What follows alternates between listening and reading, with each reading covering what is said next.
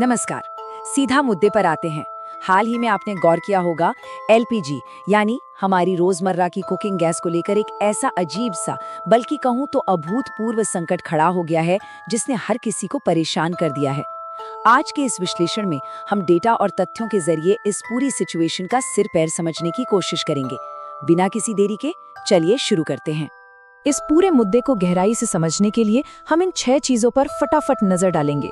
जमीनी हकीकत क्या है, जियोपॉलिटिक्स का इसमें क्या रोल है, सरकार क्या कह रही है और कर क्या रही है, हमारे पास रिजर्व गैस कितनी है, आगे भविष्य में क्या हो सकता है, और आखिर में आप और हम क्या कर सकते हैं। भाग 1, एलपीजी संकट की जमीनी हकीकत। देखिए, डेटा और जियोपॉलिटिक्स अपनी जगह हैं, लेकिन इस संकट की एक बहुत ही दुखद मानवीय कीमत भी है। मतलब सोच कर देखिए, पंजाब के 66 साल के भूषण कुमार जी और यूपी के 75 साल के मुख्तार अंसारी जी, इन दोनों ने सिर्फ एक गैस सिलेंडर पाने के लिए घंटों लंबी लाइनों में लगकर अपनी जान गंवा दी। ये कोई आम बात नहीं है। ये दिखाता है कि जमीन पर हताशा और बेबसी किस कदर बढ़ चुकी है, जहां महज एक बुनियादी जरूरत पूरी करने के लिए लोगों को अपनी जान जोखिम में डालनी पड़ रही है। और जहां इतनी हताशा होती है, वहां ब्लैक मार्केट कैसे पनपता है, जरा इससे समझिए। कीमतें 6 गुना, जी हाँ, 6 गुना तक बढ़ गई हैं। जो डोमेस्टिक गैस सिलेंडर कायदे से लगभग 900 रुपए का होना चाहिए, वो ब्लैक मार्केट में 2000 से 3000 रुपए में बिक रहा है। और बैंगलोर जैसे शहरों में वहां तो कमर्शियल सिलेंडर के लिए लोग 6000 रुपए तक दे रहे हैं। पैनिक इतना ज्यादा है कि कई जगह ऑनलाइन बुकिंग सिस्टम्स पूरी तरह से क्रैश हो गए हैं और रेस्टोरेंट्स को अपना काम बंद करना पड़ रहा है। भाग 2, भू राजनीति और सप्लाई चेन। अब सवाल ये है कि ऐसा हो क्यों रहा है। अगर हम इन आंकड़ों को देखें तो भारत हर साल लगभग 3.1 करोड़ मीट्रिक टन एलपीजी इस्तेमाल करता है। बहुत बड़ा नंबर है ना? लेकिन सबसे बड़ा पेच यहाँ है, इस पूरी खपत का 60% हिस्सा हम बाहर से मंगाते हैं। जी हाँ, सिर्फ 40% ही देश के अंदर बनता है। अब आप खुद सोचिए, जब हमारी इतनी बड़ी निर्भरता बाहर के देशों पर है, तो दुनिया में कहीं भी कुछ हलचल होगी तो उसका सीधा असर हमारी रसोई पर तो पड़ेगा ही ना। और वो हलचल इस वक्त एक खास जगह पर हो रही है, स्ट्रेट ऑफ हॉर्मुज। ये ईरान और ओमान के बीच सिर्फ 33 किलोमीटर चौड़ा एक समुद्री रास्ता है। अब आप पूछेंगे कि ये इतना जरूरी क्यों है?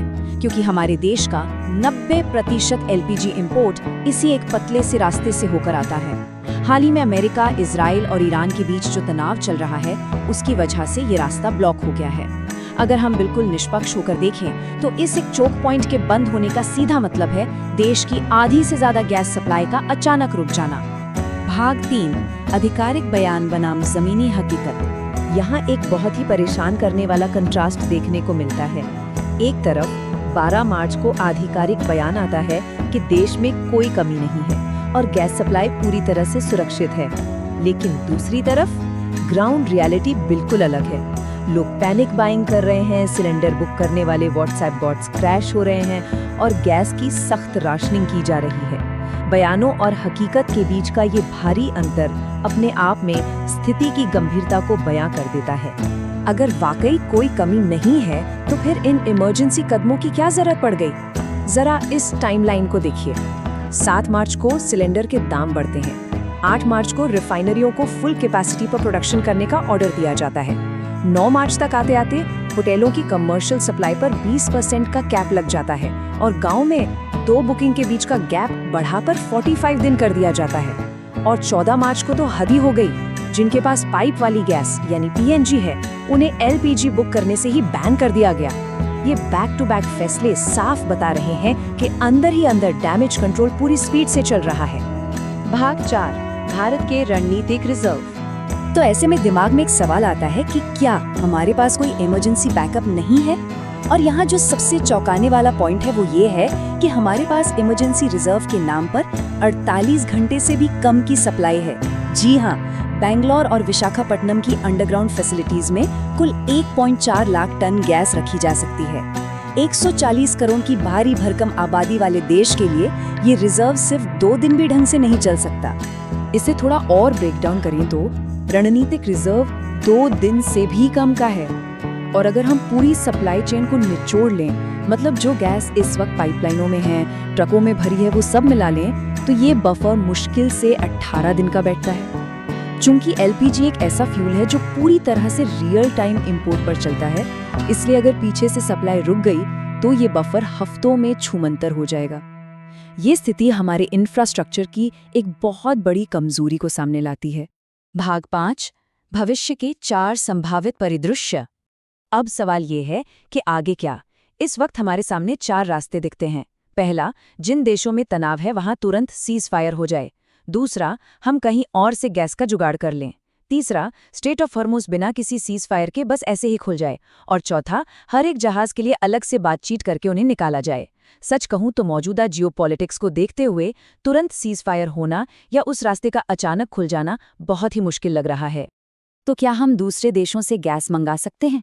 बिल्कुल। भारत ने अमेरिका और रूस जैसे देशों से इमरजेंसी सप्लाई मंगाने की कोशिश की है। नंदा देवी और शिवालिक जैसे बड़े जहाज 92,700 टन एलपीजी लेकर आ रहे हैं। सुनने में लगता है कि वाह, बड़ी राहत है, लेकिन सच्चाई ये है कि ये पूरी खेप हमारे देश की भारी भरकम रोजाना खपत के सामने सिर्फ एक दिन की जरूरत को ही पूरा कर पाती है। ये तो एकदम ऊंट के मुंह में जीरा वाली बात हो गई। इसीलिए जो चौथा सिनारियो था, यानी शिप बाय शिप नेगोशिएशन, वही सबसे यथार्थवादी रास्ता बचता है। हमारी फॉरेन मिनिस्ट्री को अब एक एक जहाज को सुरक्षित निकालने के लिए डिप्लोमैटिक बातचीत करनी पड़ रही है। और इस पूरी प्रक्रिया के पटरी पर आने में और सप्लाई चेन के नॉर्मल होने में कम से कम 4 से 8 हफ्ते का समय लग सकता है। मतलब तब तक हमें इसी तंगी के साथ काम चलाना होगा। भाग 6, व्यवहारिक कदम और उनका प्रभाव। तो फाइनली इस पूरी सिचुएशन में हम और आप क्या कर सकते हैं? इस मुश्किल वक्त में कुछ बहुत ही प्रैक्टिकल कदम उठाए जा सकते हैं। पहला, अगर आपके इलाके में बिजली अच्छी आती है तो इंडक्शन कुकर एक बहुत बढ़िया ऑल्टरनेटिव है। बस याद रखिए, इसके लिए फ्लैट बॉटम वाले बर्तन चाहिए होते हैं। दूसरा, अगर आपके एरिया में पीएनजी यानी पाइप्ड नेचुरल गैस की सुविधा है तो तुरंत रजिस्टर कर लीजिए, क्योंकि ये सीधे पाइप से आती है, समंदर के रास्ते का झंझट नहीं है। तीसरा, अगर आपको कोई ब्लैक में गैस बेचता दिखे तो 1800-1400 पर शिकायत करें। एसेंशियल कमोडिटीज एक्ट के तहत ये एक क्रिमिनल ऑफेंस है। और सबसे जरूरी बात, पैनिक बाइंग बिल्कुल मत कीजिए। घबराहट में एक्स्ट्रा सिलेंडर जमा करने से ये क्राइसिस और भी खराब होगा। लेकिन देखिए, इन सॉल्यूशंस की भी अपनी लिमिटेशंस हैं।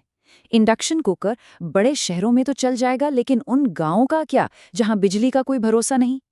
ये बहुत ही दुखद है कि सालों की हमारी प्रोग्रेस अब रिवर्स गियर में जा रही है।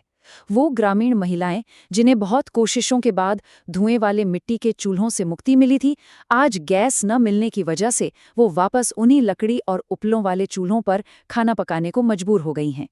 तो आज के इस विश्लेषण को खत्म करते हुए एक बहुत ही चुभता हुआ सवाल हमारे सामने खड़ा होता है। जब हमारे पास ऐसा कोई इमरजेंसी बफर नहीं होता और ग्लोबल सप्लाई चेन अचानक टूट जाती है, तो बुनियादी ढांचे और रणनीतिक तैयारी की इस कमी की असली कीमत किसे चुकानी पड़ती है? इसका सबसे बड़ा खामियाजा आम नागरिकों के जीवन पर क्या पड़ता है? ये एक ऐसा सवाल है जिस पर हम सबको सोचना चाहिए। आज के लिए बस इतना ही। जुड़ने के लिए बहुत बहुत शुक्रिया।